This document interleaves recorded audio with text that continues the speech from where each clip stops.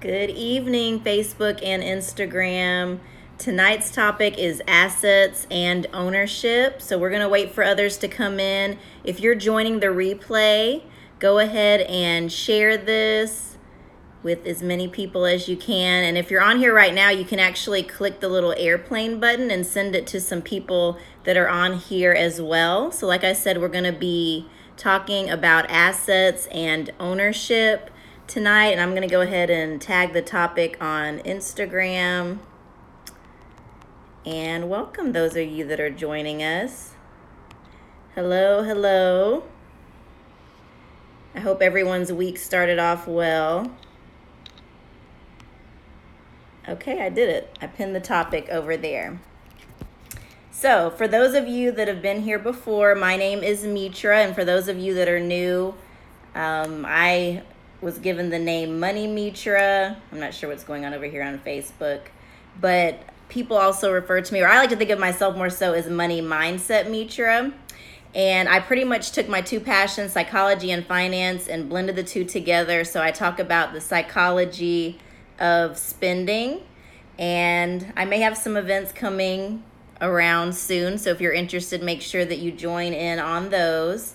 But like I said, tonight we're talking about assets and ownership and the importance of those. And a big thing is really knowing, what is your why? So you always want to have a why whenever you're doing something. And when it comes to, legacy, you're really looking at, generational wealth and giving, those that come after you an opportunity to sit at a table or to create their own table. Because, the reality of it is there are, certain opportunities that are more, harder to get into if you don't already have some things. It doesn't mean that you cannot overcome those obstacles, but it does make it a little bit easier. So that's why, building that wealth and really allowing it to trickle down, is really the way that you want to do that if you can.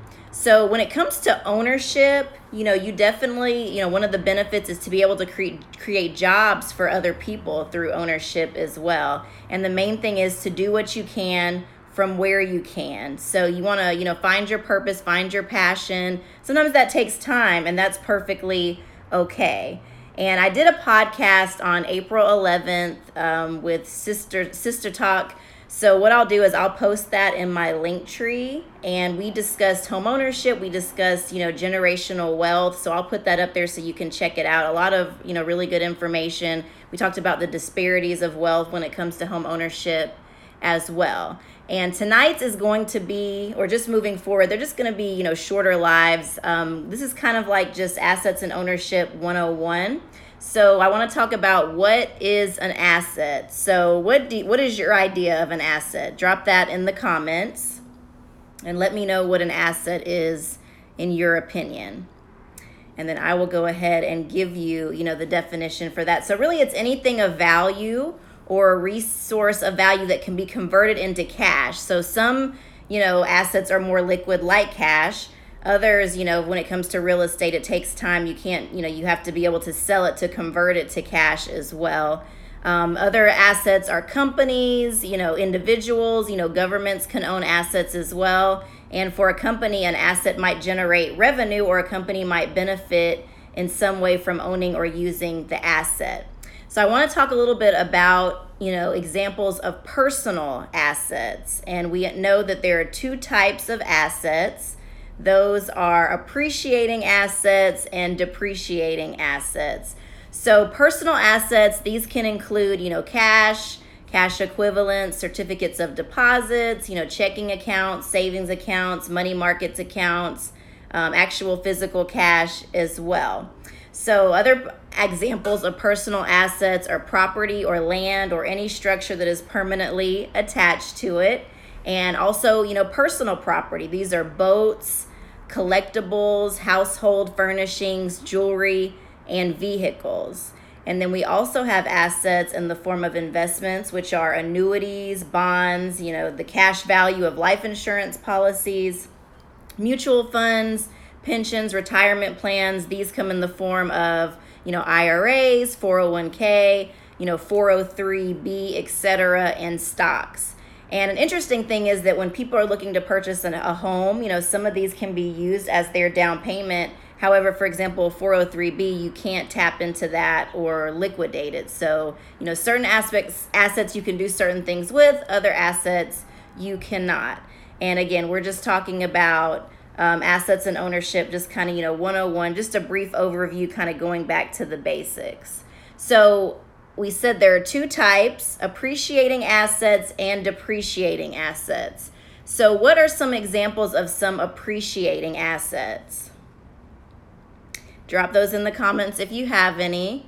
And one we were just talking about is a home. That's the easiest way, to build wealth if you're buying it, at the right time. People do have to have somewhere to live. And the wealth gap, when it comes to, different groups, it's very glaring. So we have to take that into consideration as well. So yes, land is also an appreciating asset. And you have to think about it, kind of from like a scarcity perspective, because there's really only so much land. Land is not going to be recreated. Now, I can't say that people aren't going to go, to space or to Mars or something, or if they're not already doing that, I don't know. But it could just, right now on Earth, no more land will be replicated. So it's really, supply and demand. And that's why the value goes up. So in certain cities, if a lot of people are going there, if it's kind of like the it city, like it is in Nashville, then you'll see the land values going up. You also tend to see the land around downtown areas go up quite significantly and very fast when these cities really start to take off as well. So someone said, keep up the good work. Thank you so much. Thank you. And okay, so on the other side of that, we said there's two types of assets, appreciating and depreciating. So what are some depreciating assets? And just drop that in the comments if you have an idea of some of those. A car, that is a very, very good example, because as soon as you buy a car, it depreciates when you drive it off the lot. So hey there, my Aunt Janice is in the building, so say hello to her. She is a wonderful woman, and she is an amazing English teacher. I actually had her in class, and your family's always harder on you, but that's because they know what you're capable of. So had a great time in her class. So anyways, yes, a car is a depreciating asset. And we just have to be careful, where we put our money. I mean, if you're going to have a payment and your payment's already like the cost of your mortgage, then, you can always, kind of sacrifice and put that money elsewhere. So why not, get a home, get an asset that's appreciating. Someone said, hello, Aunt Janice. Yes, welcome her, welcome her. So yes, shoes and clothes and Jordans once you wear them. Yes, shoes and clothes, I mean, they don't carry much value. Even jewelry, for the most part, diamonds, when you get an appraisal, the value is not really going down. And, really it was the De Beers ad that even added so much perceived value to diamonds, because before then they really didn't, have that much value. But with weddings and marketing, it really, shot the value up, and it created the dream of weddings and different things like that. So just kind of keep those things in mind. Like I said, if you can have a home, and a home that can make you money, you can really increase your standing. I would say if someone is a first-time home buyer or looking to, even purchase their second home, it's always a good idea to look into getting a duplex or some type of multifamily unit, maybe a triplex, a quadplex. And the reason being is you can live in one of the units, and in some cases you can actually, if you have a renter already and you have a lease, you can use that lease to qualify in the loan. But also the other people living in the other units, can actually you basically can have your entire mortgage covered, and you don't even have to, basically pay rent yourself. So we call that house hacking, where you can rent, certain rooms, or actually the whole unit, to someone. Another thing is to rent individual rooms in a house. If you own a house, you can turn that house into an asset. If you're a single person, or, even if you have a family and you feel comfortable with that, renting out the other rooms at a premium, especially in cities like, let's say, Nashville, where, home values have shot up. Maybe the mortgage is not affordable, but people, are looking to pay, a certain lower amount for a room. That could really create a lot of benefit, for them as well.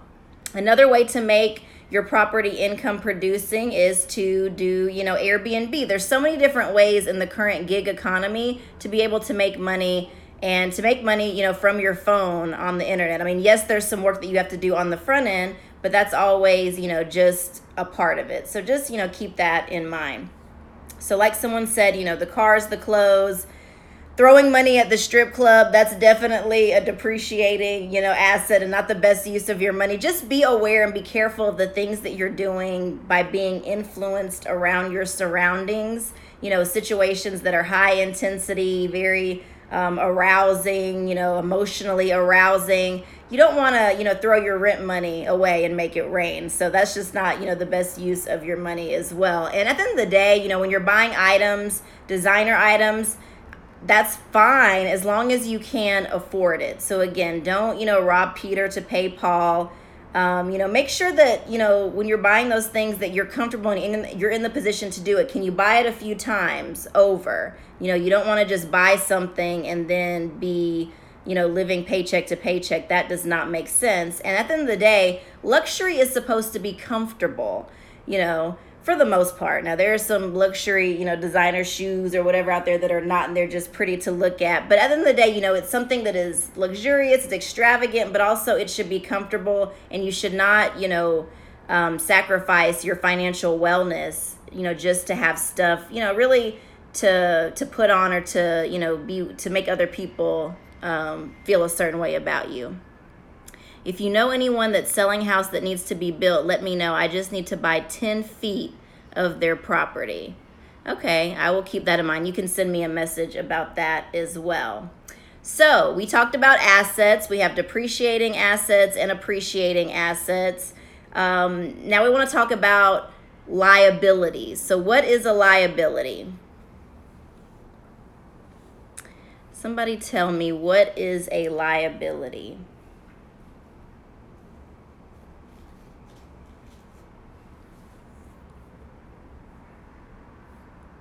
And if an asset is something that is of value, then a liability is, pretty much the opposite. If you're looking at a balance sheet, the assets are positive and the liabilities are negative. So it's something that's, taking away. And technically, a mortgage is a liability. So the home is a liability, the mortgage is a liability until you pay it off and you own it free and clear. But some liabilities and some debts, they have more upside to them because you actually do own them. It may take longer to own them, and there are ways to speed up that process by, for example, making biweekly payments where you are paying, maybe one additional mortgage payment a year. You're making 13 payments. That can take a 30-year mortgage to about a 25-year mortgage just by doing that alone. Or you can pay even more and accelerate it even faster. So you just want to be considerate of that as well.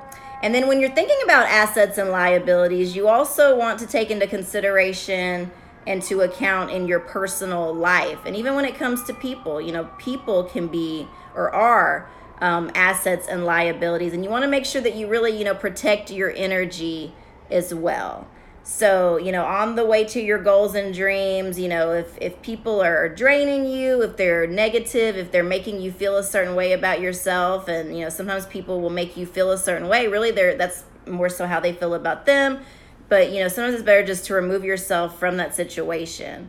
So self-care is the best care. Do what you need to do to be able to protect your mindset. That's exactly what I was going to say. You want positive people around you to really help elevate you, to elevate your money and your mindset. And I'm not saying, everyone has to decide, kind of what their goals are and what is their idea of success. So, money, some people, want to live minimalism, is their thing, and they want to enjoy life, and nothing wrong with that. They just need enough and they want to experience life. And some people, maybe millionaire status, billionaire status is what they strive to achieve. So, you always have to think about the exchange there, that time versus money exchange that goes on, because, you can get more money, but you can't get more time. So keep that in mind as well. Now, I talk a lot about, self-worth and net worth. And like I said, your self-worth is not your net worth. Your worthiness, you're already worthy just by your birthright. It's not by, the car you drive or whatever you own or anything like that. And today we're going to talk a little bit about what exactly is net worth. So net worth is calculated by subtracting your liabilities from your assets. And assets are everything that you own, while liabilities are everything that you owe. So again, everything that you own are your assets, everything that you owe are your liabilities. And a positive net worth indicates that your assets are in greater value than your liabilities. A negative net worth signifies that your liabilities exceed your assets. So, like I said, if you can take something and make it profitable and make it more money, and if you have the flexibility to throw that money back into the asset, you can pay the asset off faster, and then you'll be able to increase your net worth, because once it's paid off, that moves into the asset column as well. So self-worth, on the other hand, that just means that you value yourself and that you are worthy. And it's not so much about what other people think. It's really not about what other people think at all. Hello. It's about how do you feel about yourself at the end of the day? And are you able to, protect your self-worth and not let, the liabilities come in and, maybe because they feel a certain way about themselves, not let them take, how you feel about yourself away. And I think everyone, kind of goes through those cycles. In meeting with people and talking with people lately, I've seen that a lot, because I will get in front of a group and I will ask them, and if you're looking at the screen right now, you could do this with me too, but, I ask them to raise your hand. And, how many of you have ever felt like you were unworthy at times? And everyone raised their hand. And I asked people, how many of you all have felt like you're not seen at times? And everyone raised their hand. And I asked them, how many of you feel like you're not heard at times? And everybody raised their hand. And how many of you all feel like you're not validated? And again, the entire group raised their hand. So I say that to say that this is all a part of the human experience, that we're going to go through these things sometimes, and that's okay. It's just, we just have to be able to protect ourselves and to not, we're really here for connectivity. So we don't want to remove ourselves totally, but you need to be able to know when there's someone or something that are draining your energy source, and to protect that and really shift and find people that are ready to uplift you and empower you and keep you on track, for what you're looking to do. So, self-worth, or Merriam-Webster to define self-worth, is a feeling that you are a good person who deserves to be treated with respect. And if you take inventory in your own relationships, like we talked about assets and liabilities, maybe at some point you felt like, you acted in ways, or you allowed yourself to be treated in ways, and maybe you felt like you weren't deserving of respect. And that's okay, but we have every moment, to turn that around, to realize, I am worthy. Maybe I went through some things, maybe I'm in a cycle, maybe an experience or some things I went through or some things that were said to me made me, like I took them personally, I internalized them, but really it wasn't about me at all. And then you can move forward from there. So I also want to talk about, consumers and producers. So what is a consumer? So a consumer is pretty much, if you take the front end of the word, it's just someone who consumes, someone who is purchasing, who is buying. Whereas a producer is on the other end of that. They're actually producing something. They have something to offer where they're able to, get an ROI, a return on their investment. So I always tell people, if there's something that you are interested in, for example, if you're interested in beauty for women, then why not find something where you can, be a part of it. You can have like a small business of it. You can make, some money on the side. There's so many different ways to take something that you're interested in and be able to make money. And I'm actually been meeting people and connecting with them. Really what I talk about is like holistic health and wealth. So I like to keep things like within wellness. I met with someone who, she's a consultant, and she sells like organic wines, because she was drinking certain wines and they were giving her a headache, and she said she felt terrible the next day. So she did her research and she found this company, And now, she quit her job, and I'm not saying quit your job, keep your job, but she quit it once she was able to see that she was able to make enough money. And I mean, she's so passionate about wine. She's like, I drink wine. So find something that's in alignment. And as I, build this, I'm going to have more and more opportunities for that. So if it's something that you're interested in, let me know. I keep all of those things in my link tree. But we talked about the gig economy, Uber, Lyft, Airbnb. There's so many different ways, to make money even from a phone. And then also on the ownership side, there are tax benefits to that. There are write-offs that you don't get when you are a W-2 employee. So there's nothing wrong with being a W-2 employee and having something else on the side to be able to take advantage of the tax benefits. Also, find ways to mentor, find ways to give back. That can be, a part of your legacy too. And business is something that you actually get to pass down to others. So you can pass a family or pass a business down to your family, but you can't pass a job down to your family. So think about that as well, when you're looking to when we're talking about assets and ownership as well.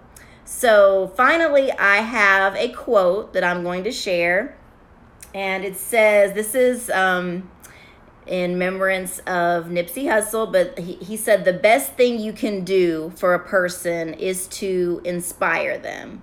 That's the best currency you can offer, inspiration. So when a person can rely on you for that empowers them in every realm of their life. It empowers them in their relationships, in their business, in their art, in their creativity. It empowers them because without inspiration, you're dry. So I encourage everyone who's on here or listening to the replay to go out and to inspire. Find something that you're good at, that you enjoy. Find, connect back to your inner child, the things that you were interested in when you were younger, before the world got a hold of you, before someone said that you are not good enough or you're inadequate, that ever took those feelings of worthiness. Get them back. Take your power back.